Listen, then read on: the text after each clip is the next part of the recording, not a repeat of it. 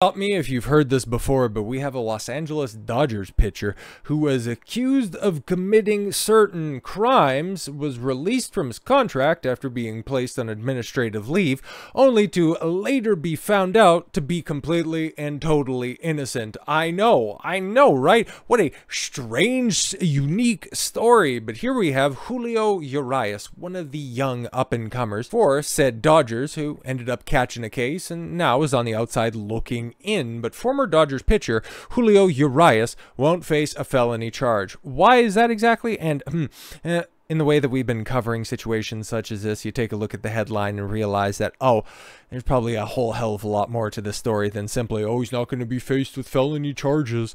Former Dodgers pitcher Julio Urias will not be charged with a felony by Los Angeles County District Attorney's Office, according to a document filed Tuesday stemming from his arrest last September on suspicion of domestic violence. According to the office's charge evaluation worksheet, Urias, on the night he was arrested, was engaged in an argument with his wife, and then he pushed her against a fence and pulled her by her hair or shoulders. Hair or shoulders. Could have happened. Who's seen this? Who was pressing the charges? The document, however, stated neither the victim's injuries nor the defendant's criminal history justify a felony filing. Wow. Imagine that. At best, a heated argument, and at worst, a busybody just trying to put on a cape and be a white knight for somebody. Oh, help, a damsel in distress. Unbelievable. The district attorney's office is now turning over the case to the city's attorney for a misdemeanor filing considerations. Urias still faces an investigation and possible punishment from Major League Baseball. Well, he's currently on a full-blown suspension, and that's even me waiting days after this news breaks. I'm still hanging in the lurch right now. But it is, you know, the off season, so whether or not he is charged by authorities, if he finds it violates the league's domestic violence policy, as we've seen with somebody else who we're going to touch on very shortly, that doesn't really much matter to Rob Manlett.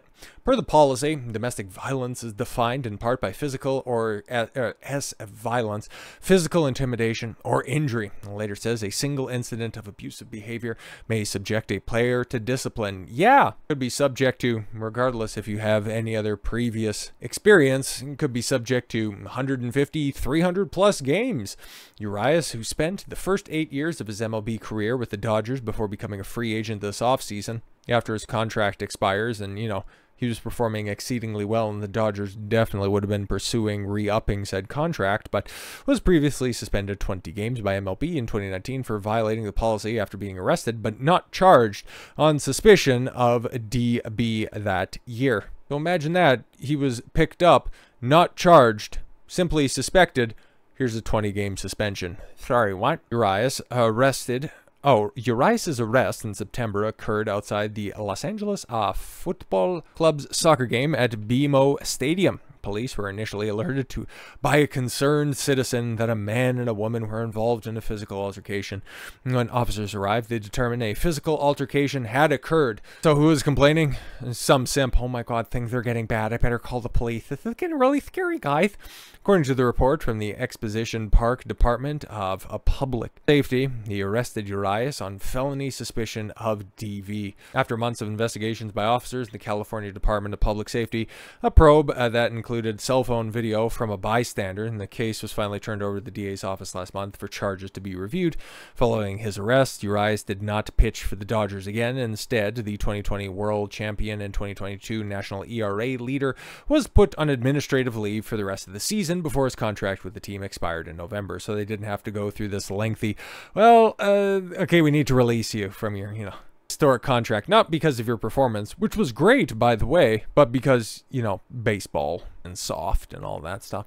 Pitcher's long-term career prospects remain unclear, and that's why it's interesting to see the potentiality of where Julio could end up landing, because let's not take away anything, okay? He might have really terrible decision-making when it comes to potential partners. The man is intensely talented, and at a time when the pitching options that are out there aren't that great, and he's an intensely skilled left-hander in a very competitive division, he would normally, under regular circumstances, be very much in demand, but The world in 2024, and even all the way back to the beginning of the Rob Manlett tenure, is a very different place. The offseason has been a boon for the Los Angeles Dodgers fans, as they recently acquired two-time MVP Shohei Ohtani with a Yoshinobu Yamamoto, yes, Nippon League superstar, and Tyler Glasnow to support him in the rotation. Yet huge acquisitions even after my previous Shohei Ohtani video. It's ridiculous. However, one free agent is still awaiting a suitor to a perfect deal. To offer a perfect deal, and that is former Dodgers ace. He was never really the ace. He was always a reliable number 2 behind Clayton Kershaw or Walker Buehler, which, now that I think about it, the Dodgers have a hell of a lot of left-handed pitching. Anyways, Urias was a part of the Dodgers team 8 years, and in 2023 agreed to a $14.25 million contract to avoid arbitration. However, he had a rough season 2023, playing only 21 games with a .460 ERA, 117 innings pitched. He additionally faced legal issues last year. Despite his struggles, yes, Urias has a career .311 ERA. Postseason experience is certainly an attractive factor for potential suitors to consider.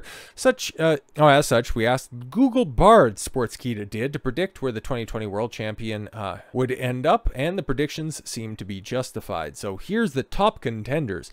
Obviously, you got the Dodgers, familiar environment, supportive fan base, and a potential return to dominance might entice Urias back to LA.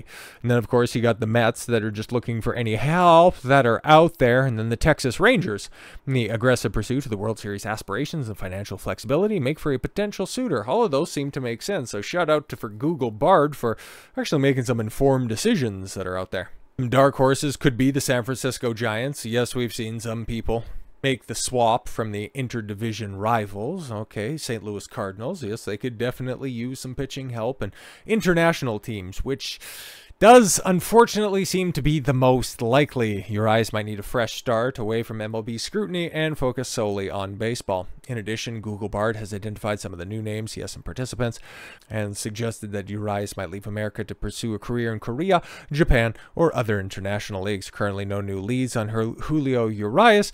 However, there is still some time before spring training and teams to consider him. And yes, ultimately for MLB to just hand down their final decision, but you can already hear it. But he might end up getting a softer reception given, well, his mutable characteristics, not his skill or anything like that, because to be completely honest, he's actually a step back from patient zero when it comes to the Dodgers and their situation right here. Trevor Bauer still hasn't gotten a sniff from MLB teams, and it's absolutely ridiculous after coming out with that exculpatory evidence. But you had sports media just plug their ears and go, la la la la la la la, believe all women, we don't need to hear from you, la la la la la, toxic white male.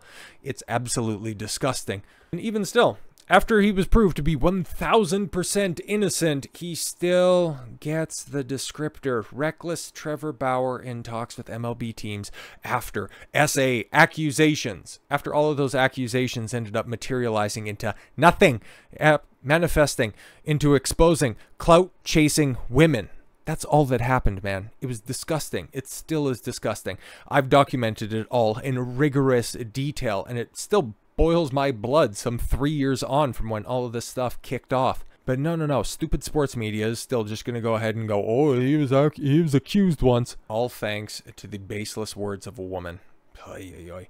Trevor Bauer is hoping Major League Baseball will give him a second chance, as the pitcher remains a free agent months after he settled high-profile legal disputes, and then came out with the video after, Jesus, with a woman who accused him of, yes, all of those horrible things. Lindsay the bitch Hill.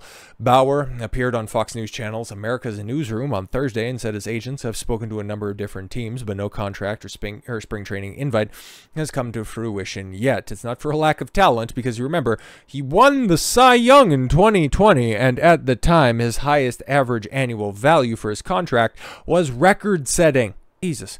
He talked about making mistakes during his life and what he's doing to rectify them. Yeah, stay the hell away from crazy-looking bitches. I know I've made mistakes, and that's what I'm going to try to focus on, he told anchor Bill Hemmer. How do I get better from these experiences that I've had? I make mistakes in my personal life. I'm really detail-oriented when it comes to baseball and my training, but I didn't apply that same level of scrutiny to my personal life. I made mistakes. I agreed to do things I shouldn't have done. I was reckless. I hurt a lot of people along the way. I made made things very difficult for Major League Baseball, for the Dodgers, my teammates, my friends, family, people close to me. So I've done a lot of reflecting on that and made a lot of changes in my life to address that. I'm not having casual relationships anymore, for example. Yeah, no, exactly. They have to go through rigorous screening processes, which a lot of other professional athletes would definitely serve themselves to employ, okay? Because smart people learn from their mistakes. Wise people learn from other people's mistakes. And we've talked about this time and time again.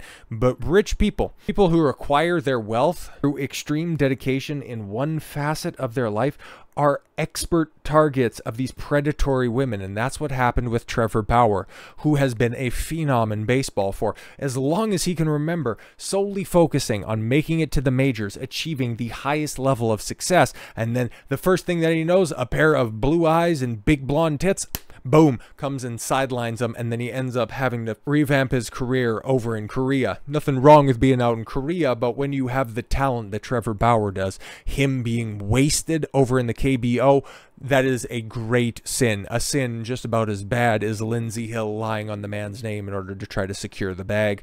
Bauer said that he has gone about things, has been wrong in pinpointed interaction that he has had with reporters and on social media as being wrong. It made a lot of people in the media mad. I was very immature with how I've handled things when people would write things about me and I didn't agree. I should have just had a private adult conversation with someone. I was bullied a lot as a kid.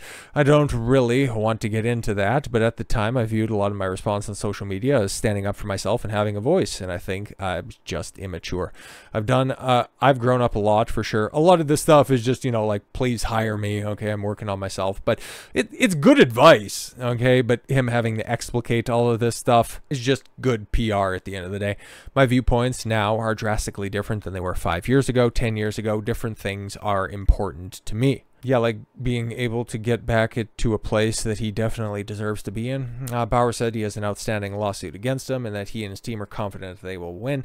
In the end, he is looking to get back into the majors. I'd love to play baseball. That's my goal, to play baseball here in the United States. Still one of the best pitchers in the world. I'd like to compete at the highest level.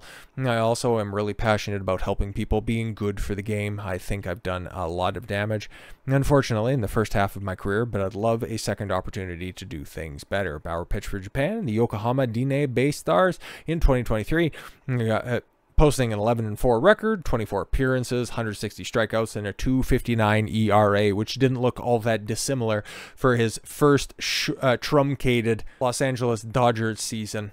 But just like Julio Urias, give these guys a second chance. They didn't do anything. In the ever-present pursuit of trying to get that lucrative female dollar, manlet and professional sports in general will go ahead and twist themselves into pretzels in order to appeal to an audience that's never going to appreciate them for it. So with all that said, thank you all very much for the gift of your time. I've been Don Consuelo. I want you to follow your gut and get after it. Take care, everyone.